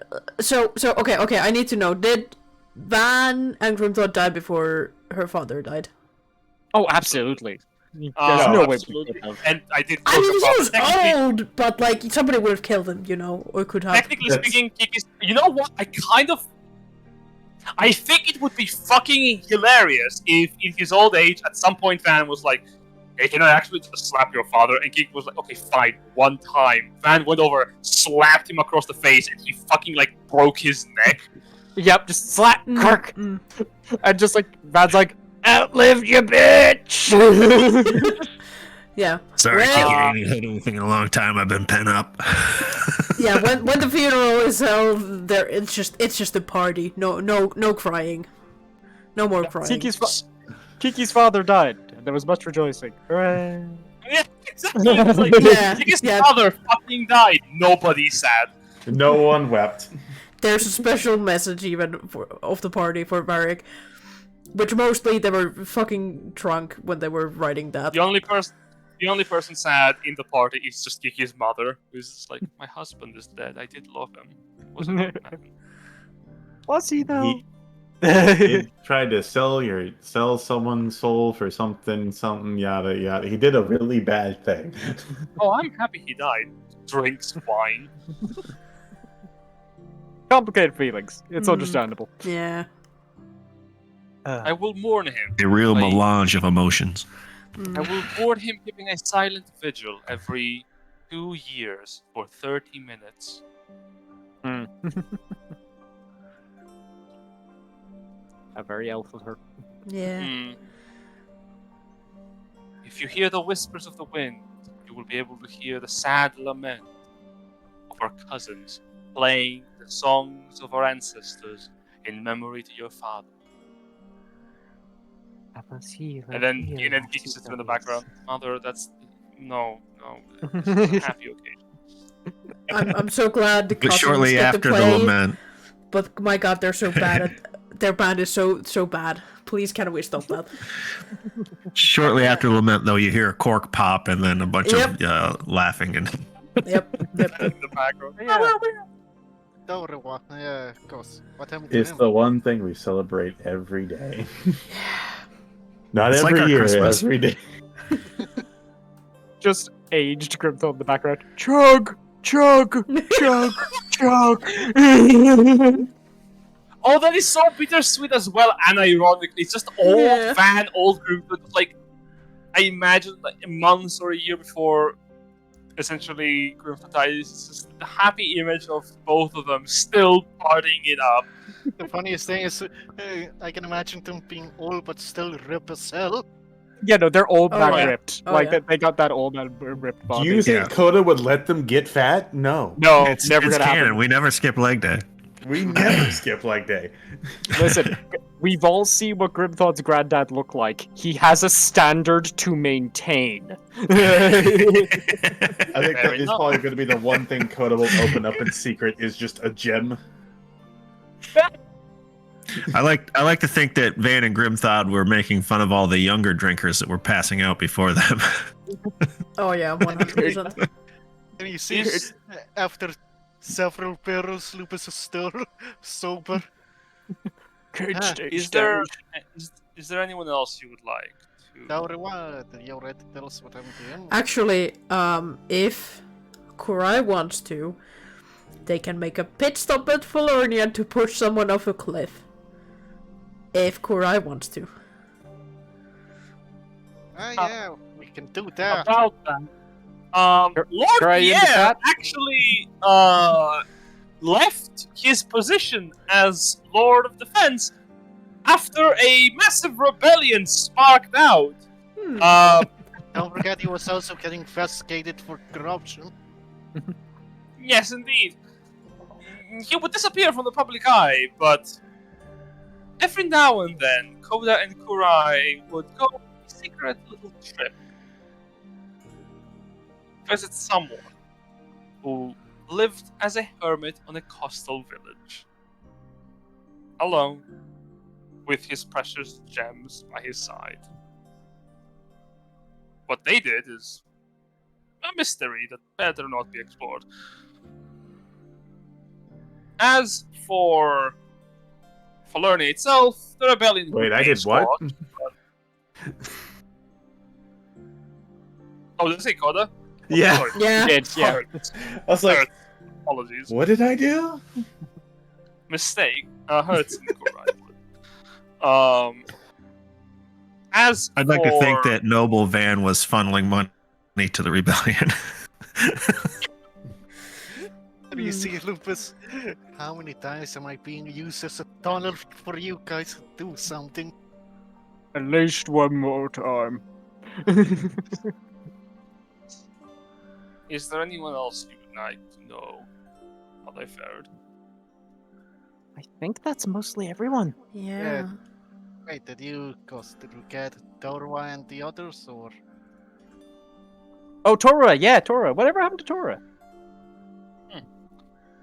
Toru would go to become a minor artificer, keeping up his own store, and sort of like moving away from the adventuring lifestyle altogether, trying to become a fireworks entrepreneur. he would basically host celebrations and festivals in his hometown, trying to inspire others with big explosives in the sky. Something that would be landing him eventually, in his later years, a position as a royal manufacturer of festivities. Essentially, earning in Amaria a minor role as entertainer in the royal palace. As for Izel Chikinitu, they would likely continue experimentation in the art of summoning and attempt to find a way to explore other worlds. The prospect of utilizing magical energies to perhaps open a gateway or at least a one-way portal into the unknown. At some point, they would disappear from the world entirely, leaving behind a set of notes that they had succeeded. If I'm allowed to be a bit of a bitch. Uh-huh. Valis. A little Oh. bit.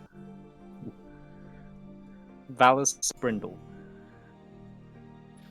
Who's that Valis would You're allowed to embark- say no. You're allowed to say Valis no. would embark on a journey to Frostgard, for he would desire the power that resided within an ancient giant stronghold. With a party of his own, they would venture deep within and uncover this power.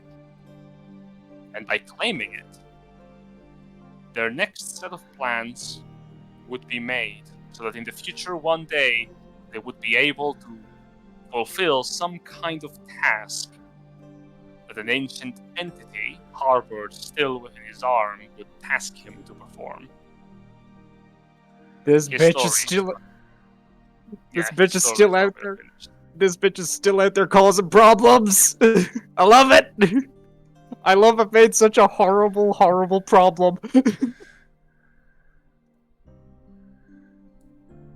Yeah, no, he broke out of jail, Jess. Yeah. Sorry to say. Yeah, no, he got out. You can't keep a bad bastard down. Ah, yeah, our extra characters. What Yeah, about let's them? go. Let's go through some of the side ones we picked up along the way. Cornelius, my bird boy. Ah, yeah, the actors. One was the names of mine. Ooh, yours was the artificer. I can't remember what his name was. The artificer. Oh, yes, and also a very big one, Dimitri. What the fuck happened to Dimitri? Well, he fucking went back and retired. God damn it, he's fucking old. Let him he would rest in die. peace. He would He die started a faster chain of than gyms called Pure Magic. Ah, yeah, God. Osmas and Lusalas. There we go. Because now in Osma, he would have just moved in Edgerton with his wife. Because fuck the Alliance and the Empire. Valid point. Fair enough. And in addition, And you to would make have that bigger news, don't forget that he's married to a literal royal of the Alliance. And they moved into Edgerton. Oh, they would be executed. No way. That's Yeah, not excommunicated. Communicated. As for Dimitri, yes, he would basically retire, working as essentially a member of the staff of the University of Verdalia, trying to teach younger students the true meaning of magic. That the best form of magic is not the arcane or the divine. No. No, it's not even the magic of friendship. It's the magic of manipulation. Evocation, you sons of bitches. Fire can also be ice. It's not that hard. I don't The care. You wrote a 20-page essay. Great. The manipulation of elements. Excellent. Do you know Ah. what the greatest magic is? Love? What? No, love? What the fuck are you talking about? Yes. Here, arm yourself with love and defend yourself from this bomb. You cannot move 5 feet from it, and if you die, you fail. I came here just to order something, not to be accosted with a fucking bomb. You see, Ozma? There was also the bird. Name, Yes, please. Cornelius. Cornelius Cornelius. Warwith, who, if you need a refresher, because it has been a while, had set out from the plane of air to arrive on Verx to attempt to stop his people throwing themselves towards the tournament, and joined the Guardians of Verx as he recognized that they were a group that were attempting to undo the machinations of the tournament. I think he would work with the Guardians in an endeavor within those years after the tournament to discover a plot by a cult dedicated to the Masked One, and in that effort managed to bring down an abominable creature of half construction, half monstrosity that attempted to become a vessel for the Ruinous Powers control by putting an end to it with a group of adventurers, culminating in another story, another tale over a 6 months venture or so. That sounds like a good one shot, not gonna lie.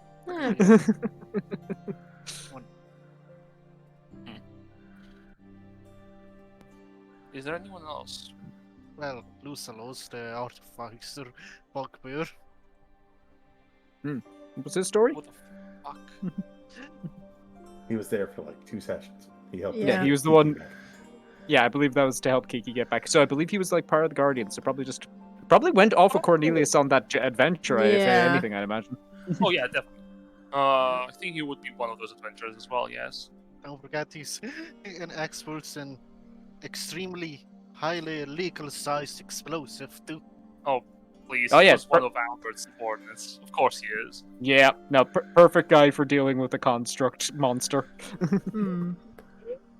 When Cornelius says, "So, how big's the explosion? How Yes. far can you run in a I minute?" am Is there very anyone- fast. Is there anyone else? I think that's everybody. Yeah. Well, there was Pater and Flynn, who were my backup yes! characters. Yeah, your They were, boys.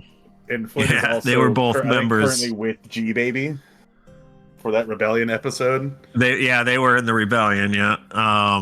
As a favorite of Van, because they were both in the mercenary company. That they're like the only other surviving members. So I imagine after everything shook out, that they always kind of had a home at Van's house. Like his doors were open to anyone that shed blood with him. So I like that. he always kept a close eye on Flynn, though, because that pretty bastard is just too charming. He wouldn't leave Lady V and him alone together. I just I think imagine he that was- Vi is just chilling in Shadowfell with her puppies. I think then that would be everyone. Ah. Oh yeah, the Hunters Guild. Since that, and because since the Empire's getting fucked, I'm gonna. Lupus might try and legally acquire them. Politely fuck off. That would be the response Lucas would get. As the Hunter organization would not disband over something so simple as a single natural catastrophe. They deal with dragons. Valid. You know, there's one person, but I feel like we're gonna get this answer on another campaign. Durant. Mm-hmm. Oh, that's another Durant- campaign. Durant will continue to pursue his schemes.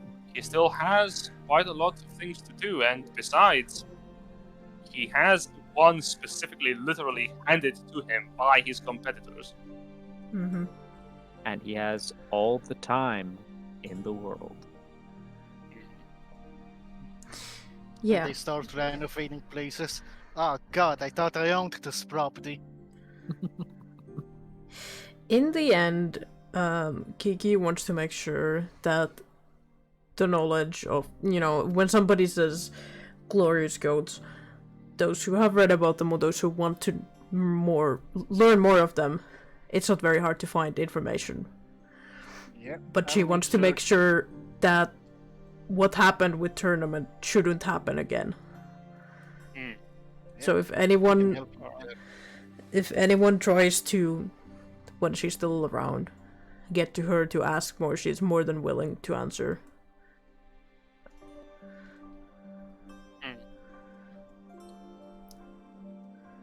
Alright. I think that's regarding most people. Most people that you know. And there are many more people to know, as the world moves forward to its second major age, one free from the influence of both the divine and ruinous alike. What I will say is this. The age of the Dragonstorm shall be heralded by the wings of dragons, and they will come probably this winter, as I need time to prepare. As that is done, before we end this quote-unquote session of Epilogue, there is one thing that I want to show you all. The updated world map.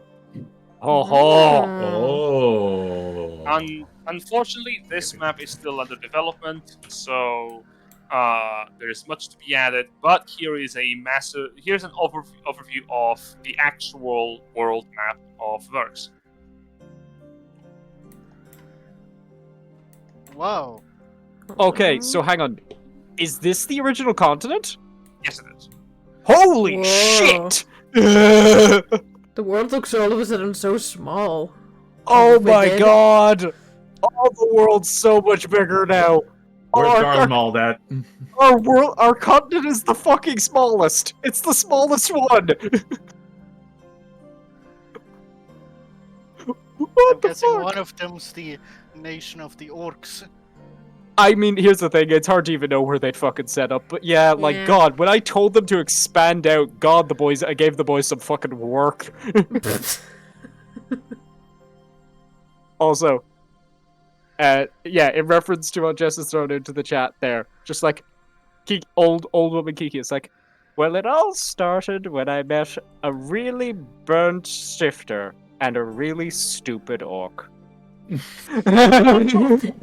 okay, it starts out with, so I met an orc at a bar. I have to deal with some goblins. All the way back. Ah, damn. I think- Also, can I also take a moment just to say, I love the designs of some of these continents. Like, they're already looking so interesting in regards to their, like, physical layout. Yeah. Like, I'm already looking at this one to the south like, oh, that's gonna be a bitch to navigate. This one's a dragon. That's a dragon. One It's of got them's a just claw. centipede. Yeah. I wonder if there's sentient centipedes there. I have to say, this one looks like the face of an ox. It also looks like the Yeah. nicest one. I don't know why. My instincts tell me this is probably the one that's gonna be the easiest to get around. This one's gonna looks be like a a fish problem. or a submarine. See, you Looks say like that fish. now, and it's Be a just problem. like, what is that one? I don't know. Probably it's all volcanoes, Just volcanoes for days. just volcanoes. And in this place is where we put all the bad people. Oh, that's Australia. I see. Ah, they're doing well right now. And up here is Horny Jail.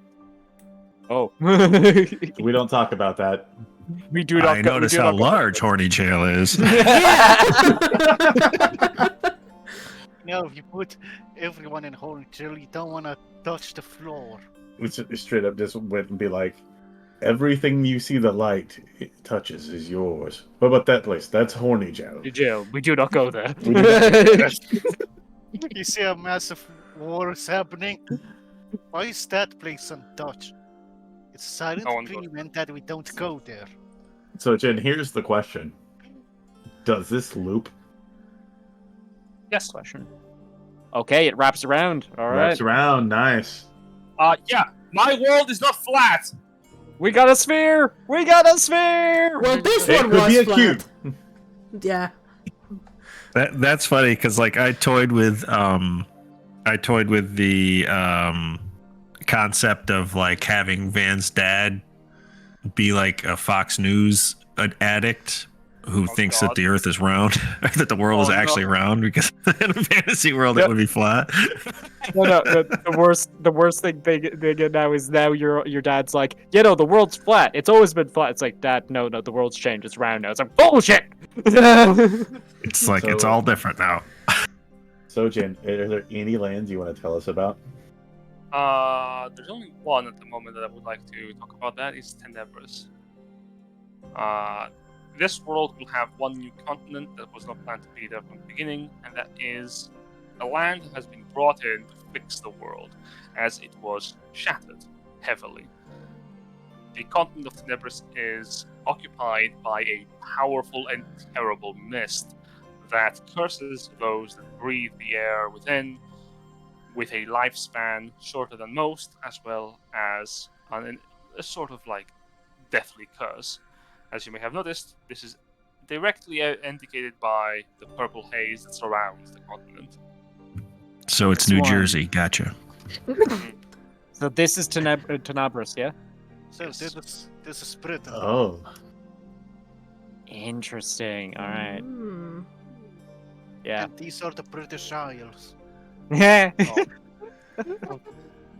God. It's Well, that's- I think miasma hangs over it. They call it the soupy fog. except this one actually tries to kill you while you get there. Yeah. It's like walking That through is all- treacle. That is all to be explored in the next campaigns to come.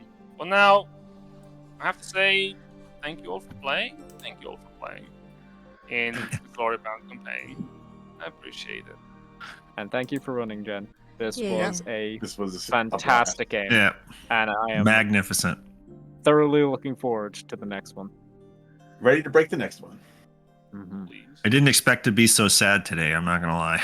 I think we're It's a saying happy goodbye. sad. We're saying goodbye. Literally me at your feelings.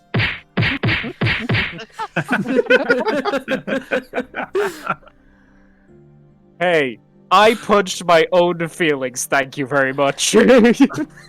Hey, Van killed my dad by punching him. That's all I wanted. And I was old when I did it. Again, old man ripped. Old Yeah. man ripped. Yeah. God, I can't believe fucking Van run up to kick his dad, slap him across the face, and he just went.